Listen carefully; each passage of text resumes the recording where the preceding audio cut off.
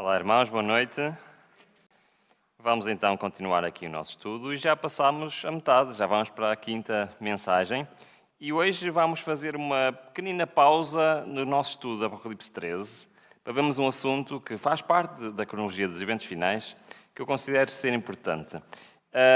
Nós então começámos no sábado por ver em Apocalipse 13 quais eram os dois poderes que estavam em questão, Roma Papal e os Estados Unidos.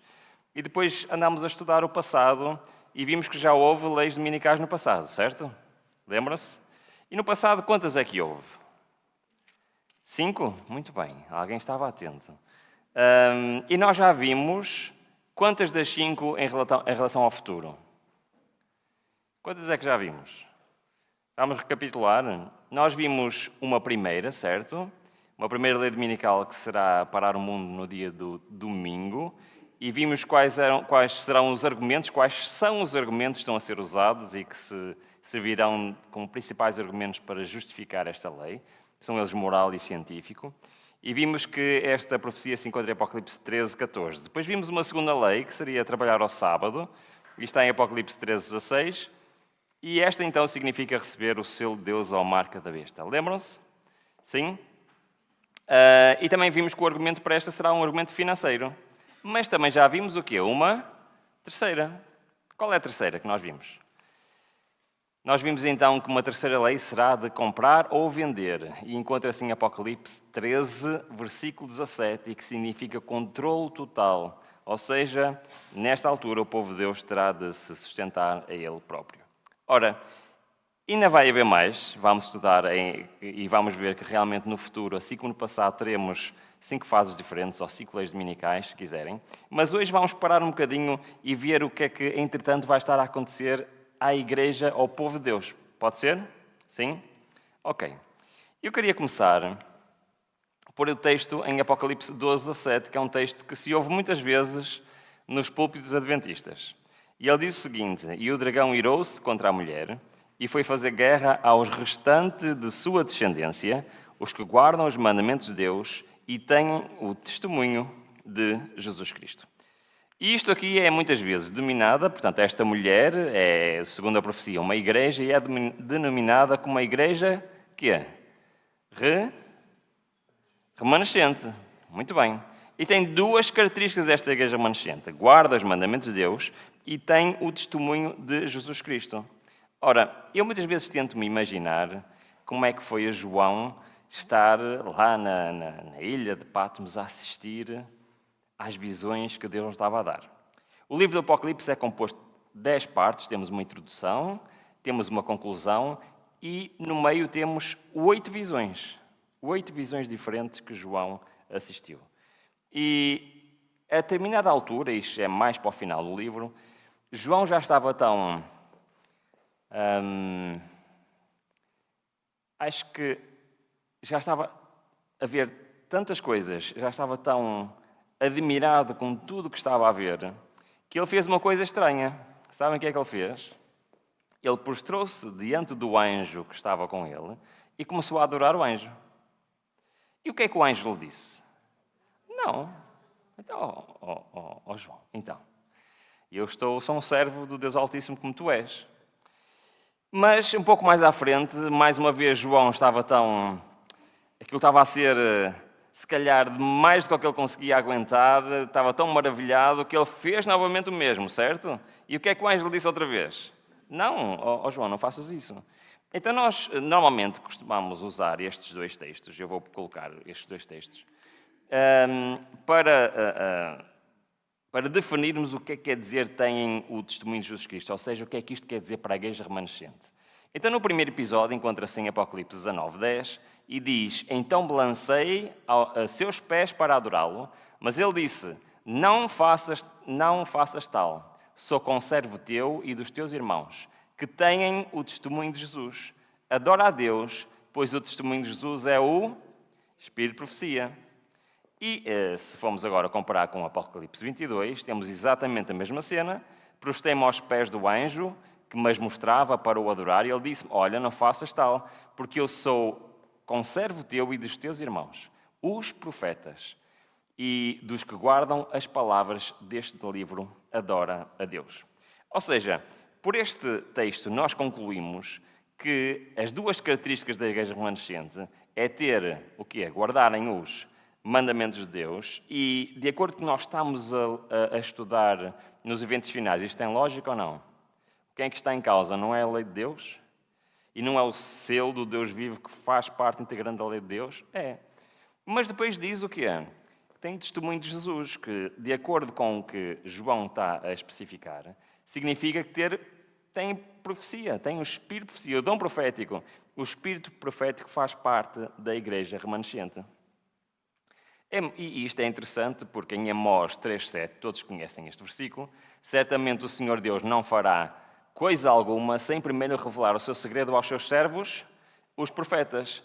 E o relato bíblico é consistente nisto, ou seja, sempre antes de uma grande intervenção de Deus na humanidade, ele usa os profetas para avisar ou não usa? Para dar detalhes importantes ou não usa? Sim. E nós estamos a aproximar-nos da maior intervenção da história de Deus nesta terra, não é? A segunda vinda de Cristo. É óbvio que Deus não ia enviar a Cristo, o Pai não ia enviar a Cristo a este mundo sem usar este método, ou seja, de avisar, de dar detalhes, de realmente reforçar, desculpem, essa profecia antiga. Aliás, Jó é muito claro que no tempo do fim haverá dom profético. O apóstolo Paulo também é muito claro, onde diz que o Espírito Santo, ele mesmo deu uns para apóstolos, outros para profetas, outros para evangelistas, outros para pastores e doutores, querendo o aperfeiçoamento dos santos para a obra e ministério para a edificação do corpo de Cristo. Ou seja, faz parte do povo de Deus ter profetas, ter o dom profético. E, claro que estamos só a fazer aqui um pequenino resumo para fazer a introdução ao tema de hoje. E Paulo também é muito claro que o povo de Deus não tem nenhum dom em falta. E é por isso que João escreve em Apocalipse estas características do povo remanescente que têm um foco nos mandamentos de Deus, naquilo que o Senhor quer para a humanidade, mas também são uma manifestação do espírito de profecia. Nós, como adventistas do sétimo dia, acreditamos que estes textos bíblicos dão suporte ao ministério profético de quem?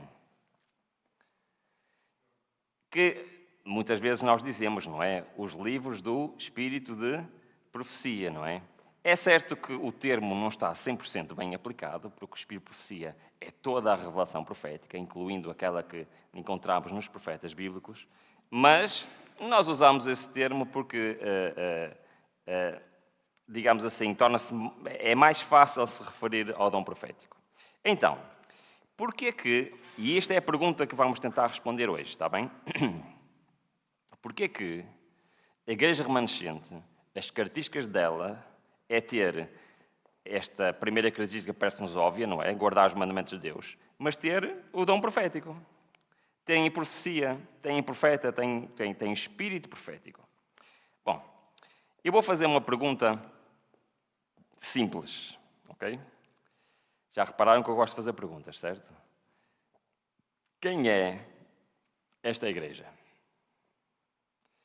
Que guarda os mandamentos de Deus e tem o espírito profético. Quem é, ou qual é, ou quem são? Tem alguma ideia? Muito bem, a igreja remanescente. Sabem que, desculpem, eu às vezes faço esta pergunta e muitas vezes recebo a resposta, somos nós. Mas não somos nós. Sabem porquê que não somos nós? Porque a descrição da igreja atual é aqui que se encontra em Apocalipse 3, não é que se encontra em Apocalipse 12. Qual é a descrição da igreja atual? É aquela que diz assim, rico sou, estou enriquecido e nada tenho falta, e não sabes que és um coitado, um miserável, um pobre, um cego e um nu. Estes somos nós. A igreja de Laodiceia. A igreja de Laodiceia e a igreja remanescente dos eventos finais não é a mesma coisa. Então, pensem comigo e vamos tentar pensar juntos. E já agora... obrigado. E já agora... vejam a característica da igreja remanescente que vai pregar as 3 mensagens angélicas. Reparem bem no que diz. Diz o seguinte: da sua boca não se achou engano, porque são irrepreensíveis diante do trono de Deus. Parece-vos as mesmas pessoas... Desculpem, estou a andar para a frente. Parece-vos as mesmas pessoas que estão aqui, pobres, miseráveis, cegos e nus? Não parece, pois não? Ok. Então, se nós olharmos para o alinhamento profético, nós temos a igreja de Laodiceia no capítulo 3, certo? Que somos nós. Temos no capítulo 14, 6 a 12, a pregação final das 3 mensagens angélicas, que vai ser feita por aqueles que estão descritos do versículo 1 a 5, ou seja, a igreja remanescente, que nestes versículos tem um outro nome, é os 144.000. Vamos falar no sábado sobre eles. Mas alguma coisa tem de acontecer, então, vejam se concordam comigo, para a igreja de Laodiceia se tornar a igreja remanescente. Certo? Então, pelo alinhamento profético, nós temos o seguinte. Nós temos, capítulo 13, as armas do inimigo, certo? Os planos do inimigo. Capítulo 14, temos a tropa de elite de Deus e o que Deus vai fazer. Basicamente, temos aqui 13 e 14, os 2 exércitos. E o que é que acontece, então, logo antes, pelo alinhamento profético, antes de aparecer esta igreja remanescente que vai pregar as 3 mensagens angélicas? Aparece exatamente aquilo que nós temos estado a estudar, certo? O que é que temos estado a estudar? Temos estado a estudar Apocalipse 13, de 1 a 18, que fala do quê? Das leis dominicais. Então, será que o aparecimento da igreja remanescente está relacionado de alguma forma com os eventos finais e com as leis dominicais? Vamos estudar isso, é isso que nós vamos ver, ok? Então, diz o seguinte: introduzir-se-ão divisões na igreja, desenvolver-se-ão 2 partidos. O trigo e o joio crescerão juntos para a ceifa. Quem é que são estes? Somos nós. É a igreja de Laodiceia, certo? Muito bem. No entanto, existe uma profecia lá no Velho Testamento que diz que isto não vai ser assim sempre. Vocês conhecem a profecia? Encontra-se em Amós, capítulo 9, versículo 9. É a profecia da sacudidura, ok? Olha, vamos ler juntos. Eu vou ler rápido e depois vamos ler outra vez. Porque eis que darei ordem e sacudirei a casa de Israel entre todas as nações, assim como sacode o grão no crivo, sem que caia na terra um só grão. Ok? Esta é a profecia da sacudidura na Bíblia. Mas o que é que diz? Primeiro, esta profecia acontecerá quando o homem quiser. O que é que vos parece? O que é que diz? Quando Deus ordenar, certo? Deus está no controle de todas as coisas. Mas o que é que diz mais? E esta sacudidura vai ser onde? Vai ser no povo de Deus, que aqui é representado por Israel, mas o Israel espiritual do tempo final é aqueles que confiam no Senhor, que querem realmente guardar os mandamentos de Deus. E vão ser sacudidos onde? Nos Estados Unidos? Na Europa? Então, mais uma vez, nós vemos que quando estamos a falar de eventos finais, estamos a falar de acontecimentos que é? Globais. Certo? Então, o povo de Deus não vai ser sacudido num país, num continente, vai ser sacudido em todo o mundo. Assim como se sacode o grão no crivo. Mas agora tem aqui uma promessa incrível. O que é que está a dizer? Que vão ser sacudidos, mas nem um só grão vai cair fora. O que é que vai cair fora? O que é que vai saltar fora? A palha, o joio, certo? Isto é uma promessa extraordinária, não é? Muito bem.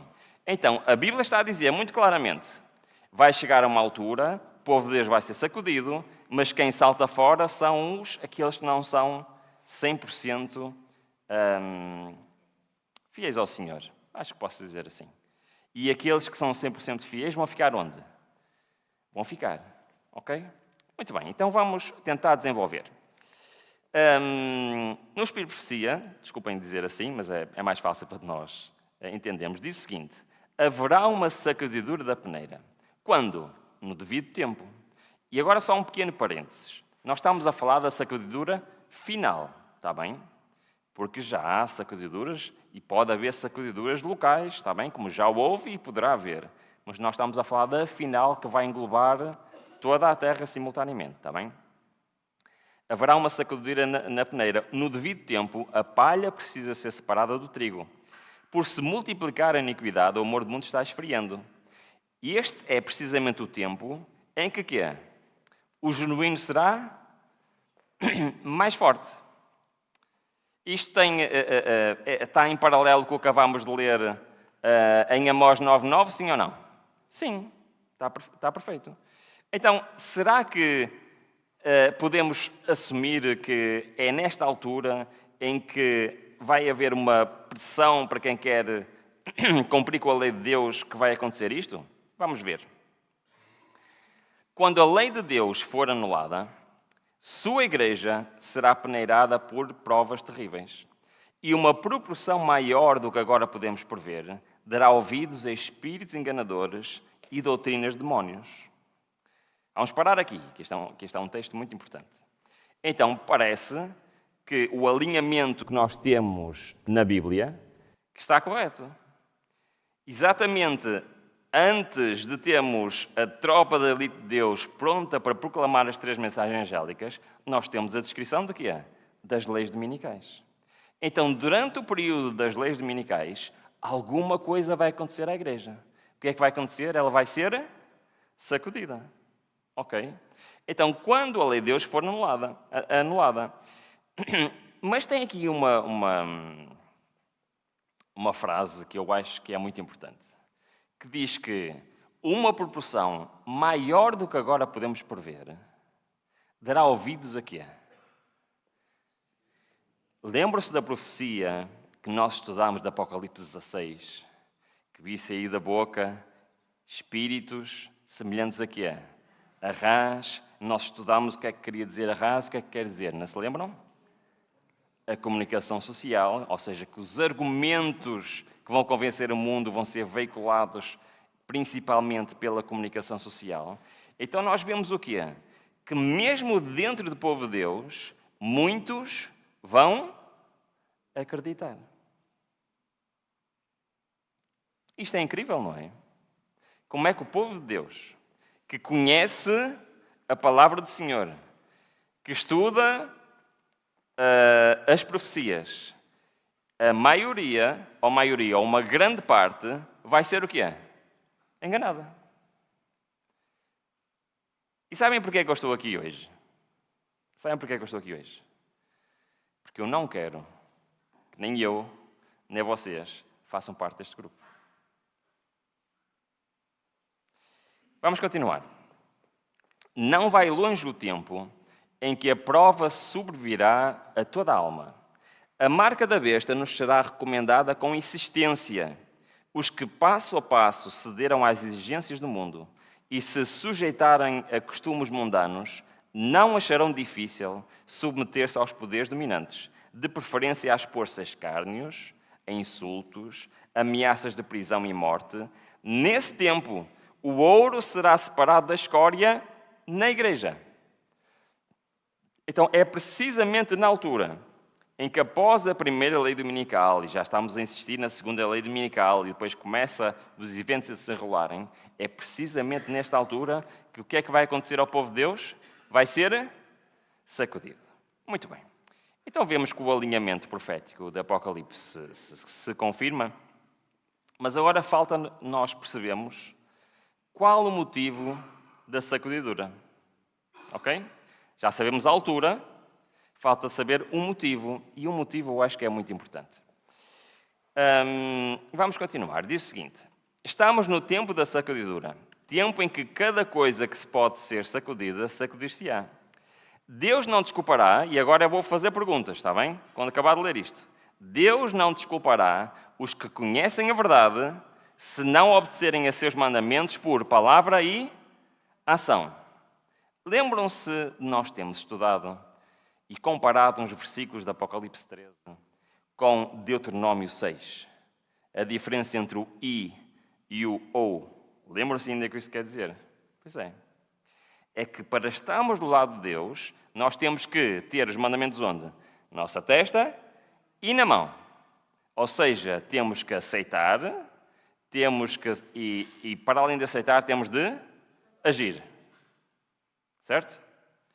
E o que é que diz este versículo, esta citação? Não é exatamente o mesmo? Não há desculpa. Na altura dos eventos finais, quem não obedecer não só do palavra, ou seja, não só acreditar, mas também agir, automaticamente está do lado do inimigo. Isto é muito interessante, porque é exatamente nesta altura em que haverá a sacudidura. Alguns que agora estão dispostos a empunhar as armas da peleja, em ocasiões de verdadeiro perigo, tornarão manifesto que não edificaram sobre a sólida rocha. Eles cederão à tentação, os que tiveram grande luz e preciosos privilégios, mas não os aproveitaram, sob um pretexto ou outro, onde retirar-se de nós. Então vai haver uma divisão. Dentro do povo de Deus vai haver uma divisão, ou seja, o cumprimento da profecia de Amós 9 vai ser exatamente nesta altura. E eu queria agora ler um texto que para mim é um texto muito difícil de ler, ok? Porque só de pensar que isto pode ser uma realidade, mexe comigo. Diz assim: os que tiveram oportunidades para ouvir e aceitar a verdade e se uniram à Igreja Adventista do Sétimo Dia, considerando-se o povo de Deus que guarda os mandamentos, mas não possuem mais vitalidade e consagração a Deus do que as igrejas nominais, serão atingidos pelas pragas de Deus, tão verdadeiramente como as igrejas que se opõem à sua lei. Não sei o que é que vocês acham de uma citação destas, mas é forte, não é? Isto só vem a reforçar aquilo que nós temos vindo a estudar ao longo desta semana. Que o tempo de preparação não é quando as coisas começarem a acontecer. O tempo de preparação é hoje. É hoje que eu me tenho que preparar. Porque, sabem, estas profecias vão todas se cumprir. Então eu queria chamar a atenção que nós já vimos que vai haver uma sacudidura. Já vimos quando é que ela vai haver, durante este período dos eventos finais. E agora eu queria que prestassem muita atenção aos próximos textos, porque os próximos textos vão-nos dizer, ok, qual o motivo. Vocês lembram-se do exemplo que eu usei, quem esteve aqui, já não sei em que dia foi, é que eu usei um exemplo do mapa de uma viagem. Lembram-se desse exemplo? Não. Conta outra vez? Da viagem que eu fiz à Europa até Paris? Sim? Então, nós fizemos uma viagem. Está aqui a minha mãe, ela lembra-se. Fizemos uma viagem até Paris, nos anos 80. Que não havia o quê? GPS, certo? Nós chegámos a Paris. Agora precisamos chegar a uma cidade específica de uma pessoa que estava à nossa espera. O mapa da Europa serve? Não serve. É muito bom para chegar do Porto ou aqui de Aveiro a Paris, mas não serve para encontrar não serve para encontrar uma rua específica, porque ele não tem as ruas específicas de Paris. Então nós precisamos do quê? Do mapa de Paris. E nós com o mapa de Paris chegámos lá. E porquê é que eu estou a relembrar esta história? Porque nós temos aqui o mapa da Europa, o mapa do mundo, ok? O mapa de Paris contraria o mapa da Europa. Substitui, ou seja, já não precisamos do mapa da Europa tendo o mapa de Paris. Mas é interessante que para os últimos metros eu precisei de informação mais pormenorizada, certo? Eu precisei de aumentar o zoom, certo? Nos eventos finais, isto é o mapa da Europa e o Espírito de Profecia é o mapa de Paris. Estão a perceber o que eu estou a dizer? O Espírito de Profecia não contraria nenhuma profecia da Bíblia. Nenhuma. Ela complementa com um ou outro detalhe. E porquê que eu estou a dizer isso? Reparem bem. Nós vimos ou não pela Bíblia que vai existir leis dominicais no sábado? Vimos, não vimos? Nós estamos a ver em Apocalipse 13 que existem várias leis dominicais. Ainda não terminámos o estudo, mas já vimos pelo menos 3, certo? Mas não sei se vocês repararam. Fizemos um estudo para ver quais os argumentos da primeira lei dominical. Não se lembram quais eram? Moral e científico. E esses argumentos estão na Bíblia? Não. Onde é que nós os vimos? No Espírito de Profecia. Agora, e eles contrariam o que está na Bíblia? Não. Mas é um detalhe importante para os eventos finais ou não é? É um detalhe importante. A Bíblia diz que as pessoas vão ser enganadas, mas não diz quais são os argumentos que vão ser usados. E nós o quê?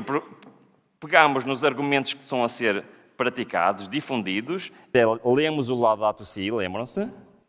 E depois vimos que no Grande Conflito diz exatamente a mesma coisa. Então, reparem, existe algo de importante que Deus deixou, que quis transmitir à sua igreja no tempo do fim, para que as pessoas não fossem enganadas no tempo do fim, sim ou não? Sim. Há um ou outro detalhe que é muito importante. E agora, tendo isto em mente, vamos ler o texto. Reparem bem. Ao vir a sacudidura, pela introdução de falsas teorias, vamos parar aqui. Quais são estas falsas teorias? São os argumentos que nós estivemos a estudar, certo? Muito bem, agora vamos continuar. E esses leitores superficiais, ou seja, aqueles do povo de Deus que têm um conhecimento superficial da Bíblia, têm um conhecimento superficial do Espírito de Profecia, que não conhecem as coisas em detalhe, certo? Não ancorados em parte alguma, são como a areia movediça. Escorregam para qualquer posição para agradar a tendência dos seus sentimentos de amargura. Estão a perceber o que é que está a dizer este texto? Que dentro do povo de Deus, nós temos pessoas que têm o quê? Que são leitores superficiais. O que é isto?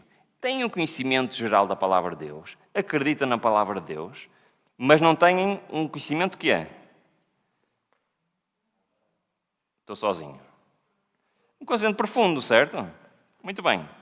Então, eles não estão, o quê? Ancorados. Agora faças uma pergunta. Para estarmos ancorados, precisamos de quê? De uma âncora. É muito interessante. Porque reparem bem, qual é o papel dos escritos da mensageiro do Senhor no tempo do fim? Reparem bem. Estas mensagens foram-me representadas como uma âncora para o povo de Deus. Aqueles que as compreendem e recebem serão preservados de serem varridos pelos muitos enganos de Satanás. O que é que acham deste texto? Sabem que Satanás tem argumentos incríveis e nós vamos ver amanhã que os argumentos não são assim tão ilógicos que nós podemos pensar. Mas o que é certo é que Deus tem um plano para a sua igreja no tempo do fim. E esse plano é que a sua igreja não seja enganada. Mas para não sermos enganados, nós precisamos saber o que é. Qual é o engano? Se nós não sabemos, seremos enganados. Perguntei qual o sentido da sacudidura que eu acabava de presenciar. E foi-me mostrado que fora causado pelo positivo testemunho, motivado pelo conselho da testemunha fiel aos... Pois é. Nos eventos finais, agora vamos tentar imaginar esta cena. As leis dominicais já são a ser postas, a ser implementadas. Os argumentos estão a convencer todo mundo. Isso vai criar uma pressão no povo de Deus, sim ou não? Pois é. A pressão vai ser tal que vai haver uma divisão na igreja. E sabem o que é que vai dividir a igreja? Eu vou ler mais um texto. Esse testemunho terá o seu efeito sobre o coração de quem o recebe, levando a exaltar a norma e declarar a positiva verdade. Alguns não suportarão esse claro testemunho, opuser-se-ão e isso causará uma sacudidura entre os filhos de Deus.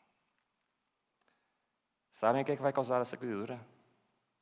Aceitar ou rejeitar o espírito de profecia. Isso é o que vai dividir a igreja em dois. Isso é que vai fazer com que muitos abandonem o barco. A sacudidura será o resultado de aceitar ou não os pequenos detalhes que Deus deu para navegar o seu povo nos últimos metros. Agora quero fazer uma pergunta. Acham que isto já está a começar a acontecer ou não? Eu já estive em países em que isto é perfeitamente normal.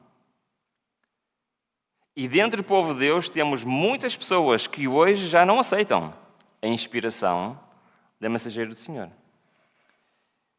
Mas o que a profecia nos diz é que isto não vai melhorar. Vai piorar. Até um ponto que este assunto vai dividir a igreja. Então agora voltamos ao ponto de início.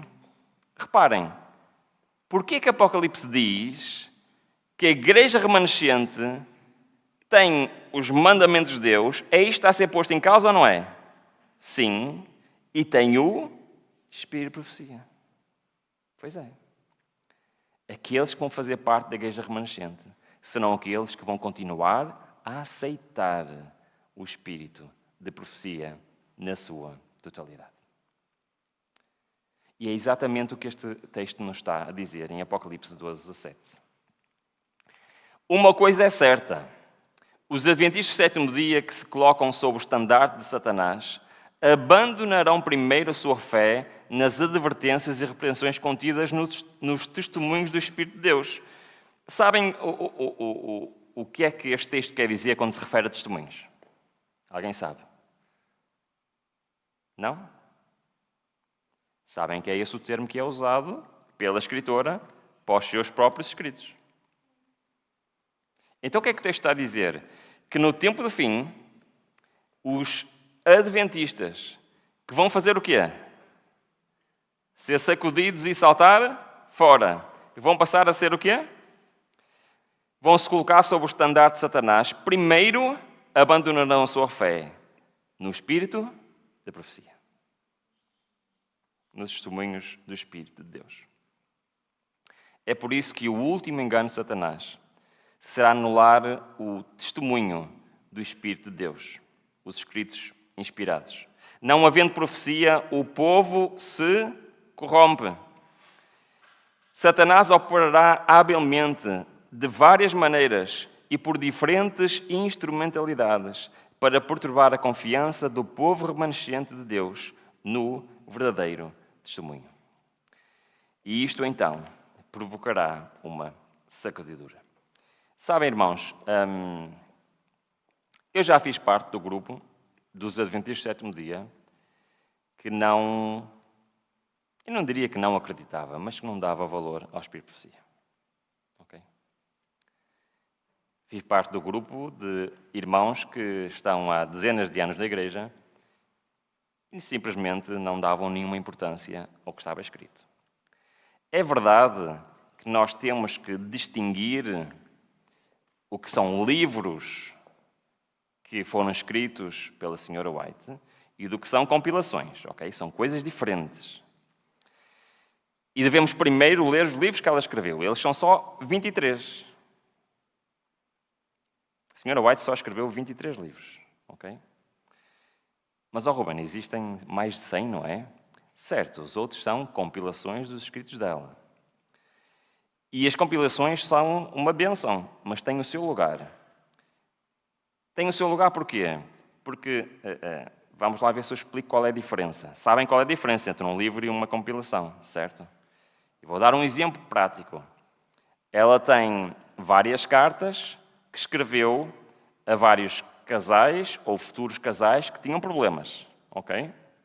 E essas cartas foram compiladas e foi feito um livro. Ou então ela tem várias cartas que escreveu a pessoas com problemas de saúde, certo? E essas cartas foram compiladas e deu o livro Conselhos sobre o Regime Alimentar. Ok? Ora, nós temos de ter a noção, quando estamos a ler o livro Conselhos de Regime Alimentar, que cada uma daquelas cartas foi escrita para uma pessoa com um problema de saúde diferente. Ok? A não ser que eu tenha todos os problemas de saúde, todas as pessoas que estão lá está, e eu vou aplicar tudo aquilo na minha vida. Estão a perceber o que estou a dizer? Então é excelente material para estudar, mas é diferente de um livro que ela escreveu. Ok? Então nós temos de ter essa noção. No entanto,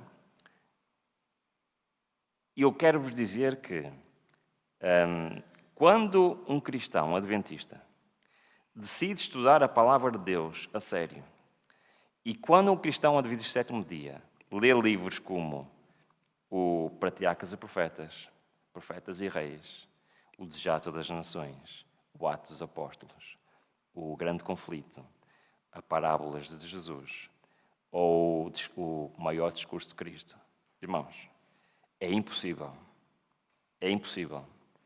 a nossa fé continuar igual. É impossível. Porque a palavra do Senhor e os escritos proféticos transformam a vida das pessoas. E é por isso que o texto que nós lemos é que os leitores superficiais vão ser enganados. Sabem o que quer dizer o contrário? Quer dizer que quê? Quem estuda, quem sabe o que vai acontecer, o que é que vai acontecer a essas pessoas? Vão perceber perfeitamente o que está a acontecer.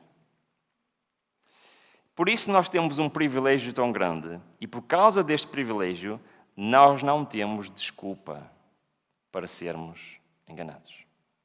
Concordam comigo, sim ou não? Não temos nenhuma desculpa. Se nós não sabemos as coisas, é porque nós não queremos. Eu nunca sonhei sequer estar aqui, sou-vos sincero. Ou ser um pregador, nunca pensei, nunca sonhei nisto. Em 2012, eu não sabia absolutamente nada da Bíblia. Eu não conhecia as doutrinas da igreja. Eu não sabia explicar nenhuma doutrina. Hoje estou aqui, há 3 semanas eu estava no Brasil a pregar para mais de 2.000 pessoas. Porquê? O que é que aconteceu? O que é que mudou? Sabem o que é que mudou na minha vida? Em 2012, eu decidi abrir este livro e fazer dele a minha companhia. E quando nós fazemos isso, digo-vos, é inevitável. A nossa vida vai mudar radicalmente. Durante esta semana, se não servir para mais nada toda esta semana, que sirva para uma coisa, que tenhamos o desejo de saber mais. Tenhamos o desejo de estudar por nós próprios. E eu costumo dizer sempre, e eu falo profecias, mas eu quero que as pessoas que me ouçam não acreditem em mim. Não acreditem em nada do que eu estou a dizer. Mas que possam fazer o quê? Verificar por vós mesmos. Porque eu posso estar aqui e posso vos estar a enganar. E por isso nós temos que ser, e temos que voltar a ser o povo do livro. Deus deu-nos esse grande privilégio. Vamos avançar, estamos a aproximar-nos aqui do final da nossa mensagem. Esta profecia de Amós 9:9 vai se cumprir. E ela vai se cumprir quer eu esteja pronto, quer eu não esteja pronto. O texto diz claramente, quando Deus der ordem, quando chegar à altura certa, o tempo certo, a casa de Israel, o povo de Deus vai ser sacudido em todas as nações. Mas sem que caia na terra um só grão. A promessa de Deus é incrível. Se tu estiveres preparado, se estiveres do lado dele, podes ter a certeza absoluta que ficarás onde? Dentro do barco. Serás a árvore que vimos em Apocalipse 7, que mantém-se firme mesmo no meio da tempestade. Aqueles que confiam no Senhor serão protegidos e permanecerão em pé. Eu penso que já muitas vezes ouviram falar deste texto. A igreja talvez pareça estar prestes a cair, mas não cairá. Já ouviram falar deste texto? Muitas vezes não sabemos sobre o que é que este texto está a falar. Qual é o contexto deste texto? ela permanece, ao passo que os pecadores de Sião serão lançados fora, quando? Na sacudidura. E este texto está-se a referir exatamente ao quê? A Amós 9:9. Quando a sua igreja será sacudida, será dividida a meio, a palha separada do trigo precioso. E este é um transe terrível. Não obstante, tem de acontecer. E após ele acontecer, então sim, o povo remanescente estará pronto para fazer a pregação final das 3 mensagens angélicas. No grande conflito diz o seguinte: ao aproximar-se a tempestade, uma classe numerosa que tem professado fé na mensagem do terceiro anjo, mas não tem sido santificada pela obediência à verdade, abandona sua posição, passando para as fileiras do adversário. Mas como eu estava a dizer, antes de ler esta citação, já me estava a adiantar, se nós começarmos a ver o alinhamento profético, se nós olharmos para a profecia, é exatamente isto que vai acontecer. Então nós temos hoje a igreja de Laodiceia, temos. Mas quando entramos nos eventos que estão profetizados em Apocalipse 13, do versículo 11 a 17, então será a altura em que a sua igreja será sacudida. Será a altura em que a igreja remanescente de Apocalipse 12, 17, que guarda os mandamentos de Deus e tem testemunho de Jesus Cristo, que em Apocalipse 14 são chamados dos 144.000, vão, com o alto clamor, pregar o Evangelho eterno a todos aqueles, a todo o mundo. Agora, aqueles que não têm, que não conhecem a verdade, têm uma segunda oportunidade, sim ou não? Sim, têm. Mas isso também quer dizer que a igreja de Laodiceia não terá uma segunda oportunidade. O trabalho que a igreja tem deixado de fazer em tempo de paz e prosperidade, quando é que é este tempo? Hoje. Terá de realizar em terrível crise, sob circunstâncias desanimadoras e proibitivas. Mas sabem que mais? Vai fazê-lo. Vai conseguir fazê-lo. Porquê? Porque o povo de Deus, cheio do Espírito Santo, para o povo de Deus cheio do Espírito Santo, não há impossíveis. Não há impossíveis. Reparem, o zelo dos que obedecem ao Senhor aumentará à medida que o mundo e a igreja se unirem para invalidar a lei. Então os fiéis vão ficar o quê? Mais fiéis. Toda a objeção levantada contra os mandamentos de Deus abrirá o caminho para quê? Para o avanço da verdade e habilitará os seus defensores a apresentarem seu valor diante dos homens. Há uma beleza e poder na verdade que nada poderá tornar tão evidente como o quê? A oposição e a perseguição.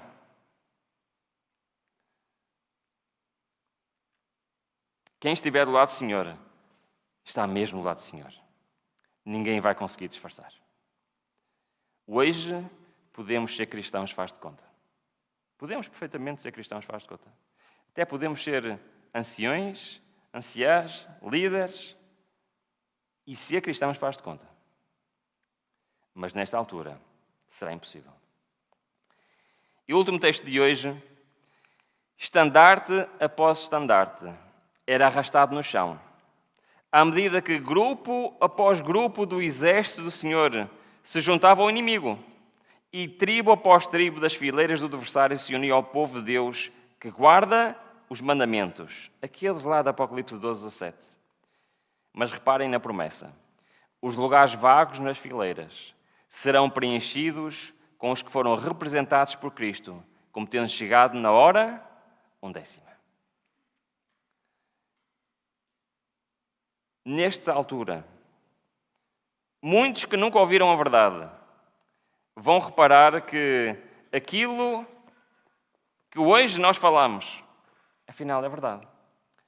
E mesmo na altura mais terrível da altura deste planeta, mesmo na altura que tantos enganos estão a circular, muitas pessoas vão lá para a palavra de Deus e vão dizer o quê? Afinal, é mesmo verdade. Afinal, estamos a ser enganados. E todos aqueles que aceitarem o Senhor, mesmo nesta altura, a altura tão difícil, farão parte do povo de Deus no tempo do fim. Mas este estudo que fizemos hoje traz-nos, o que é que vocês acham? Traz-nos mais peso de responsabilidade ou não? Percebem o que eu estou a dizer? Deus fez tudo. Eu gosto muito de um texto que diz o seguinte. Um texto da Serva do Senhor que diz o seguinte. Todas as hostes celestiais trabalham em conjunto para a salvação do homem. Do homem e da mulher, claro. O que é que isto quer dizer? Reparem, quer dizer que Deus o Pai, Cristo, Espírito Santo, todas as hostes celestiais trabalham em conjunto para a minha salvação. Ou seja, fazem tudo para eu me salvar. Cristo já fez tudo o que é suficiente para a minha salvação, sim ou não? Já. Isto quer dizer que a minha salvação não depende de Deus. Porque Ele já fez tudo e continua a fazer tudo. A minha salvação só depende de quem? De mim próprio. E eu sou o meu pior inimigo, não é Satanás. Eu sou o meu pior inimigo. Eu sou o único ser vivo em todo o universo que pode impedir a minha própria salvação. E quando eu digo, quando cito este texto desde que Deus faz tudo e Deus fez tudo, uma das coisas que Ele fez foi revelar ao homem tudo o que ele precisava de saber para não ser enganado no tempo do fim. É isso que nós temos vindo a estudar esta semana. Amanhã vamos ter um tema muito importante. Vamos falar sobre o aquecimento global e o último ano da história. Nós vamos ver que as coisas vão ficar ainda mais apertadas, digamos assim. Mas o que é certo é que a mensagem de todos os dias é sempre a mesma. As coisas estão a acontecer. O mundo está preparado. E a pergunta que eu faço todas as semanas e vou continuar a fazer: será que eu estou preparado? Que o Senhor nos abençoe. Amém.